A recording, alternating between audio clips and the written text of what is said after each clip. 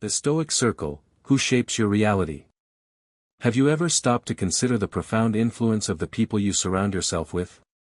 The ancient Stoic philosopher Epictetus, a man who understood the power of inner strength amidst external chaos, wisely stated that the key is to keep company only with people who uplift you, whose presence calls forth your best you. This sentiment, echoing the modern adage that you are the average of the 5 people you spend the most time with, forms the cornerstone of our exploration today. But what happens when those closest to us, perhaps unintentionally, hinder our progress, particularly on the path of Stoicism, a philosophy designed to cultivate resilience, virtue, and inner peace? In this video, we will delve into 7 distinct types of individuals who can subtly or overtly derail your Stoic journey. We'll examine their characteristics, understand how their behaviors impact your well-being, and, most importantly, explore practical Stoic-inspired strategies to navigate these challenging relationships. Before we embark on this insightful exploration, if you find value in this exploration of Stoic philosophy, please show your support by liking this video. Your engagement helps us spread these timeless teachings to a wider audience. And if you're new to the channel, subscribe and hit the notification bell so you don't miss out on future explorations of wisdom and personal growth. Let's begin. 1. The complainer, draining the reservoir of inner peace. We all know them. The perpetual cloud carriers, the ones who find a storm brewing in every teacup. The complainer, whether a friend, family member, or coworker, possesses an uncanny ability to unearth fault in virtually everything. The weather is always too hot or too cold, their job is eternally unsatisfying, and even the most critically acclaimed restaurant is riddled with culinary flaws. While it might seem tempting to simply tune them out, to dismiss their negativity as mere background noise, the insidious nature of constant complaining lies in its cumulative effect. It's akin to a slow, steady drip, a leaky faucet imperceptibly depleting your reservoir of emotional energy. Stoicism, at its heart, champions proactive solutions over passive lamentation. It urges us to focus on what we can control, to identify actionable steps rather than wallowing in the perceived injustices of the world. Consider a scenario: you're collaborating on a crucial project with a colleague whose default setting is complaint mode. Every meeting devolves into a litany of grievances, devoid of constructive dialogue. The impact is multifaceted. Team morale plummets, creativity stagnates, and the collective focus shifts from problem-solving to problem-dwelling. You, personally, might find yourself increasingly disillusioned, not only with the project but perhaps even with the broader landscape of your life. The constant exposure to negativity begins to erode your own optimism and drive. So, how does Stoicism equip us to effectively manage the presence of a chronic complainer? Several powerful strategies emerge from the Stoic toolkit. Limit exposure. This is often the most direct and effective approach. Whenever feasible, minimize your interactions with the individual. If their presence is unavoidable, perhaps due to familial or professional ties, then proceed to the next strategy. Mental distancing. During their inevitable diatribes, consciously create mental distance. Visualize their complaints as a passing storm, loud, unsettling, but ultimately temporary and powerless against the immovable mountain that is your own inner tranquility. Imagine yourself as a serene observer, watching the storm rage from a safe distance, unaffected by its fury. Steering the conversation, gently, yet firmly, redirect the conversation toward potential solutions or shift the focus entirely to a more constructive topic. Presenting the complainer with a challenge to come up with a positive action plan can often disrupt their negative thought pattern. As Marcus Aurelius, the philosopher-emperor, wisely proclaimed, "You have power over your mind, not outside events." Realize this, and you will find strength. This timeless Stoic wisdom underscores the importance of diligently guarding our mental peace. By proactively employing these strategies, we can ensure that the negativity emanating from chronic complainers does not divert us from our Stoic path of resilience, virtue, and unwavering inner strength. Don't let their discontent be contagious. 2. The drama magnet, navigating the whirlpool of chaos. Envision your life as a carefully navigated ship, sailing through calm, predictable waters. Now, imagine encountering a sudden, swirling whirlpool, an unpredictable force threatening to engulf your vessel. This is the drama magnet, an individual who seems perpetually entangled in an unending series of crises, conflicts, and controversies. And, much like a real whirlpool, they possess a disconcerting ability to draw you into their vortex of chaos. Initially, you might find yourself strangely attracted to the drama magnet's energy, mistaking it for passion, excitement, or even a vicarious thrill. However, the allure quickly fades as you realize that being within their sphere is akin to navigating a ship through a relentless storm, exhausting, draining, and potentially dangerous to your own well-being. The constant turbulence can leave you feeling emotionally battered and depleted. What makes dealing with drama magnets particularly challenging is the way their crises often feel like your own. Their chaos is, in a sense, infectious. You might find yourself embroiled in conflicts and entangled in situations that you had no initial involvement in, simply by virtue of your proximity to the drama. Let's illustrate this with a practical example. You have a friend who experiences frequent fallouts with other members of your social circle. One day, they're not speaking to Sarah, the next, it's Tom. Your friend consistently seeks your advice and emotional support, but you notice that this cycle never ends. And suddenly, you find yourself at odds with Sarah or Tom, simply because you attempted to mediate or offer a sympathetic ear. You've been unwittingly drawn into the drama. An animation illustrating the reflective listening technique. In such cases, a powerful strategy you can employ is called reflective listening. Rather than offering unsolicited advice or taking sides, simply mirror their words back to them, demonstrating that you understand their feelings without necessarily endorsing their perspective. For example, if they say, "I can't believe Sarah said that about me," you could respond with, "So, you're feeling betrayed by Sarah's words." This technique allows you to provide emotional support without becoming entangled in the drama itself. A visual highlighting the importance of setting boundaries and time management. Another approach, one that might initially seem counterintuitive, is to become selectively unavailable. Stoicism reminds us to value our time highly and to recognize that it is a finite and precious resource. Sometimes, that means being unavailable for other people's crises, particularly if they are recurring and seemingly without resolution. Turn off your phone during certain hours, create dedicated focus periods where you concentrate solely on your work or personal development, and make it known that during these times, you are not to be disturbed. To paraphrase Seneca, true happiness is to enjoy the present, without anxious dependence upon the future. This sentiment is particularly relevant when dealing with drama magnets. Instead of anxiously anticipating the next crisis, concentrate on the present moment, where you have agency and control. Savor the tranquility, enjoy the fruits of your labor, and refuse to allow your peace of mind to be disrupted by someone else's manufactured drama. Make it a point to navigate your ship calmly, skillfully steering clear of the whirlpools that threaten your voyage toward personal growth and tranquility. 3. The naysayer, protecting your vision from shades of doubt. Picture this: you are an artist, passionately painting on a vast canvas. Each brushstroke adds color, depth, and vibrant life to your unique vision. You're lost in the creative process, bringing your artistic dreams to life. Suddenly, the naysayer enters your studio. They glance at your work, and immediately begin to critique it, their words dripping with doubt and negativity. "Are you sure about that color? It doesn't look realistic. You know, most artists never make it."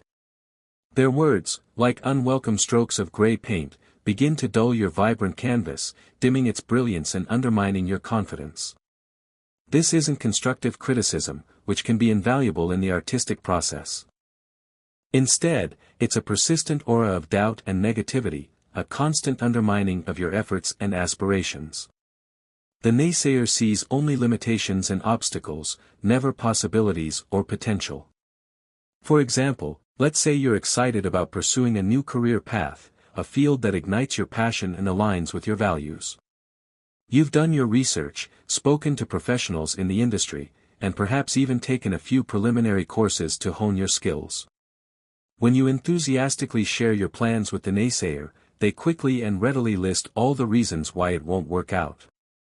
The market is too competitive, they declare. Do you even have the right skills? What if you fail miserably?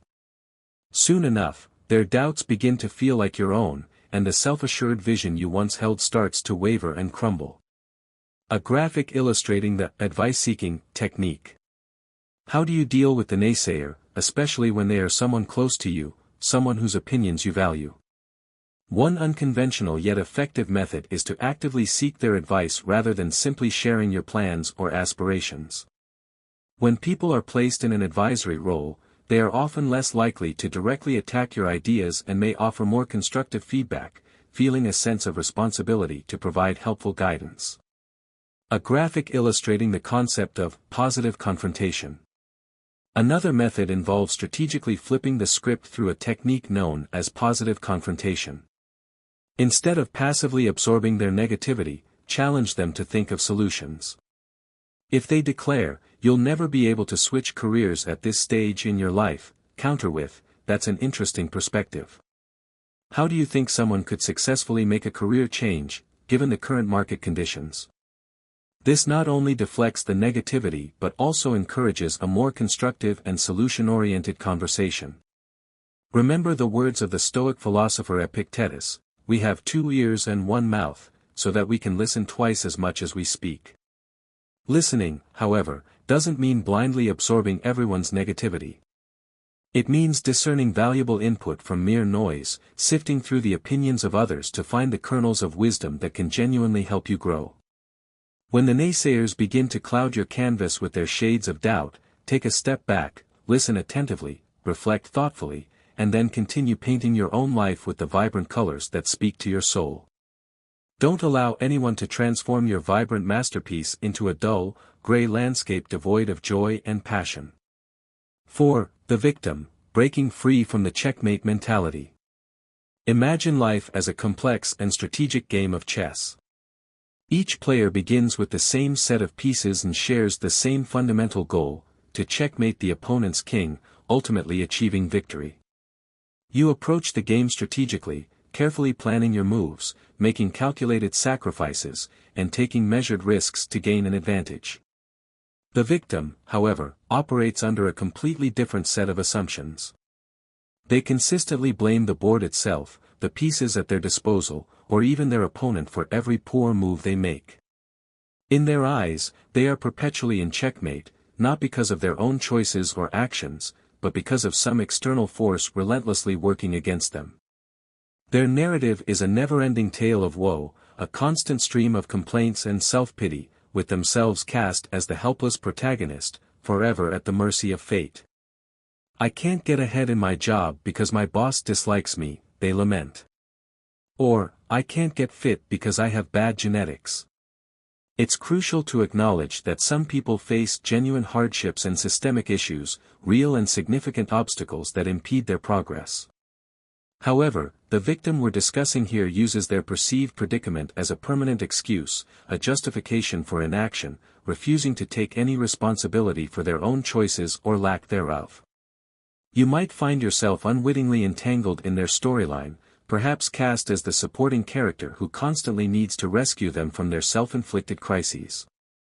Let's say you've spent countless hours listening to a friend blame their endless string of failed relationships entirely on their ex-partners, never acknowledging their own role in the dynamic.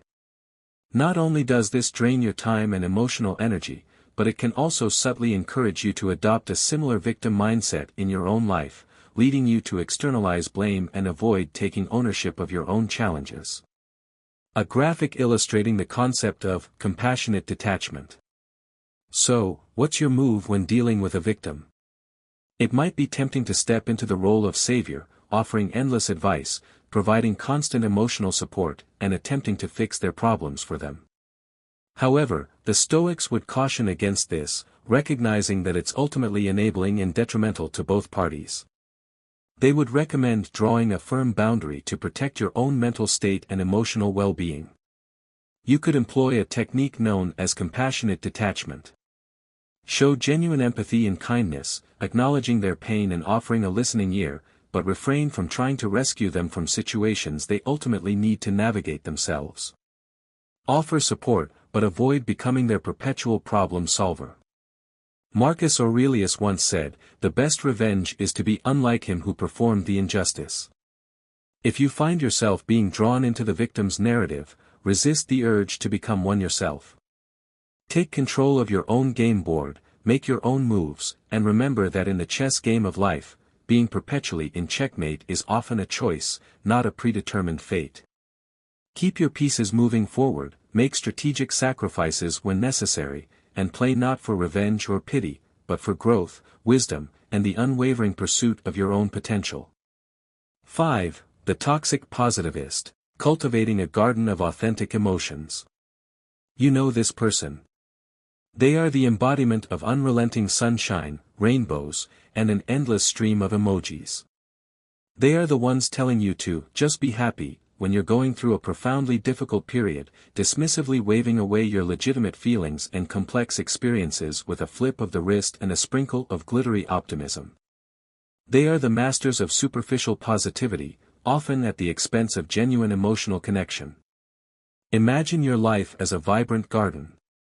There are beautiful, fragrant flowers, but there are also weeds, pests, and areas of barren soil.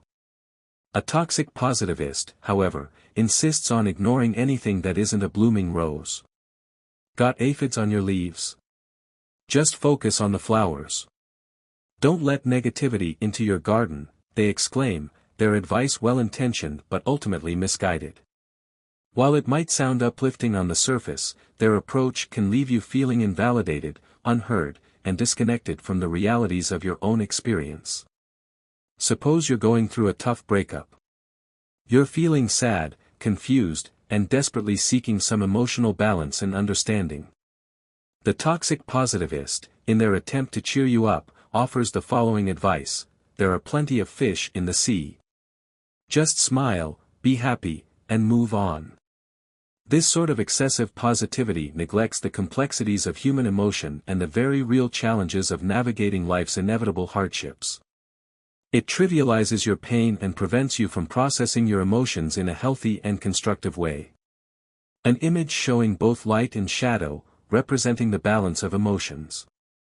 How do you cultivate your garden without letting the toxic positivist trample it with their indiscriminate sprinkling of good vibes only? One effective strategy is to gently engage them in a discussion that embraces both light and shadow, acknowledging the full spectrum of human emotions. If they say, "Look on the bright side. At least you have your health," you could reply with, "Yes, I'm incredibly grateful for my health, but it's also okay for me to feel upset about this specific situation." Both feelings can coexist. A graphic illustrating emotional granularity. You can also employ what psychologists call emotional granularity, the ability to feel and differentiate between a wide range of emotions, both positive and negative. When the toxic positivist pushes you to just be happy, take a moment to mindfully acknowledge and label your nuanced feelings.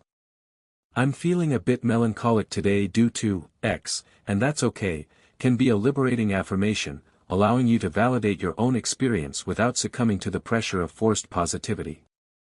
To reference Stoic thought, Seneca once said, "True happiness is to understand our duties toward God and man, to enjoy the present without anxious dependence upon the future."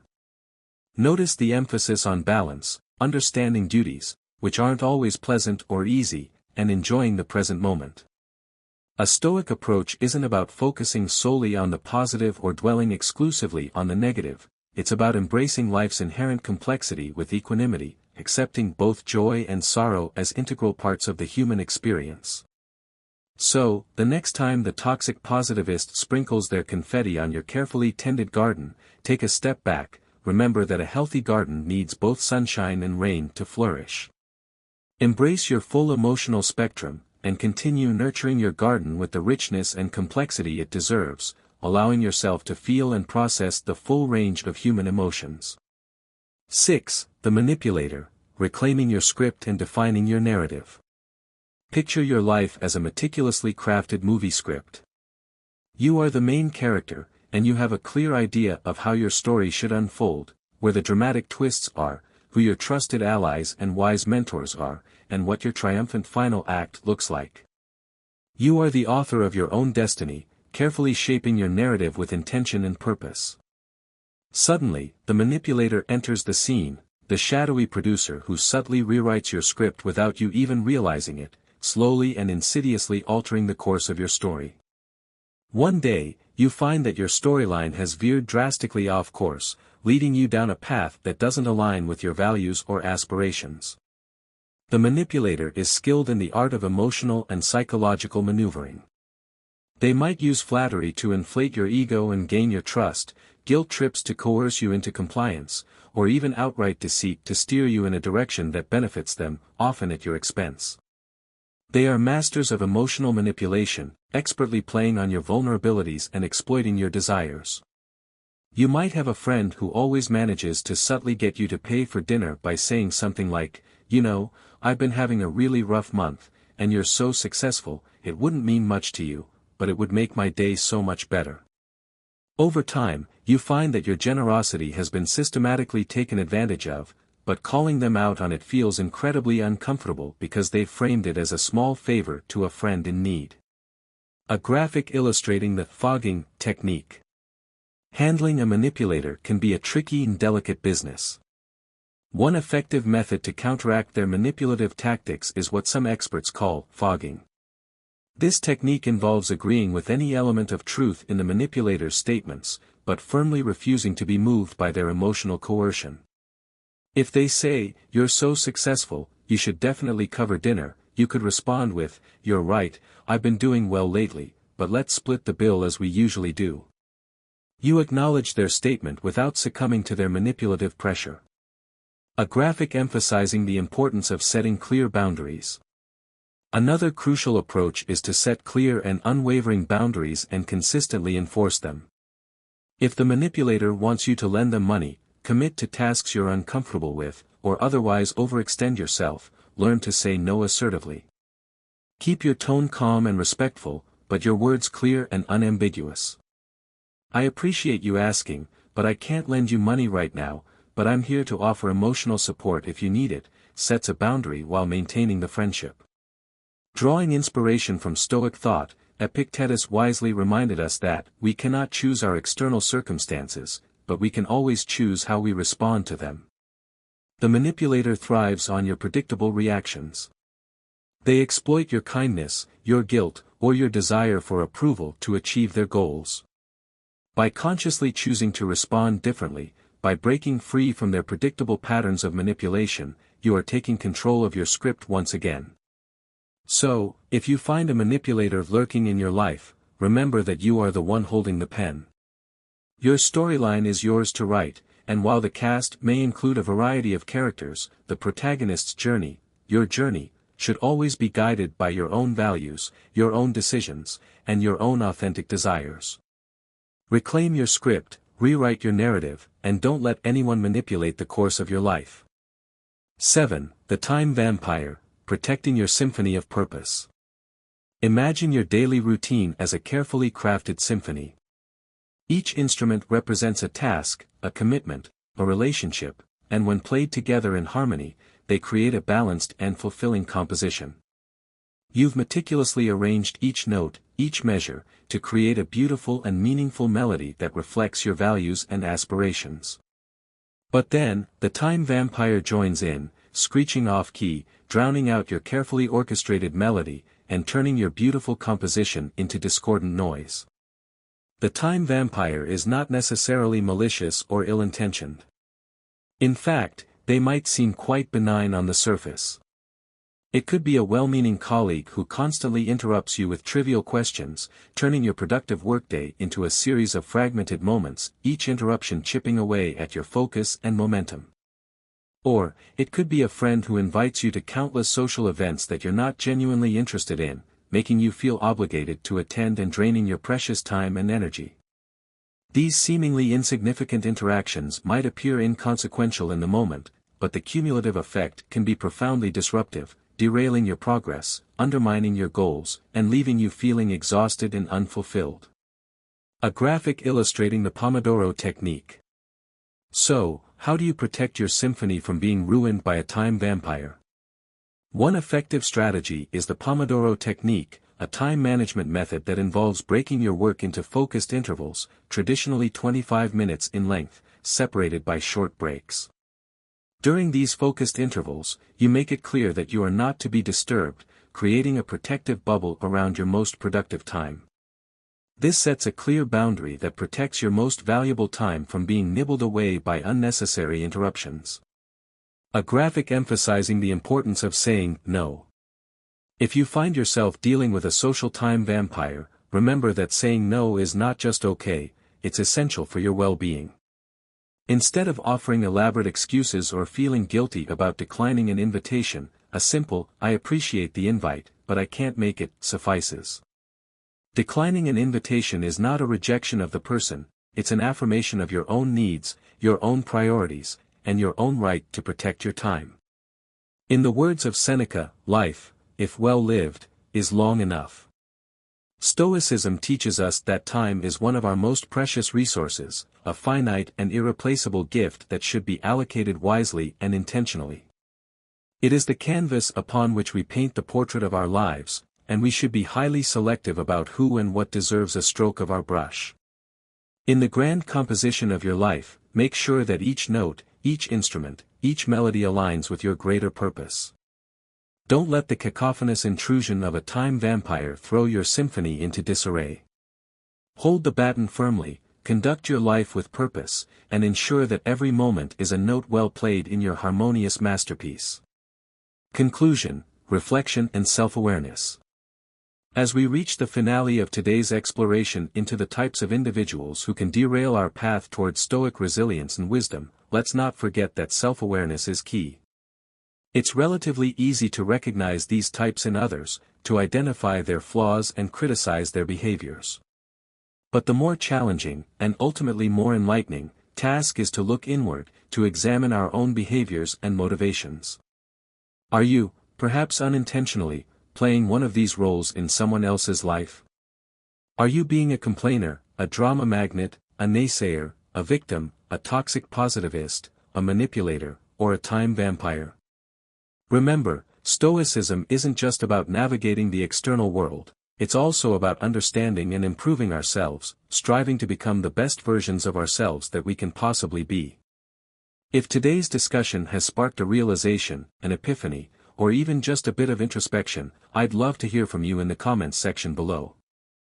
Share your thoughts, recount your experiences, and let's engage in a dialogue that enriches us all, fostering a community of Stoic practitioners who are committed to personal growth and mutual support. So, until next time, may your choices align with your virtues, may your actions reflect your wisdom, and may your life be the masterpiece you're truly meant to create. Thank you for watching.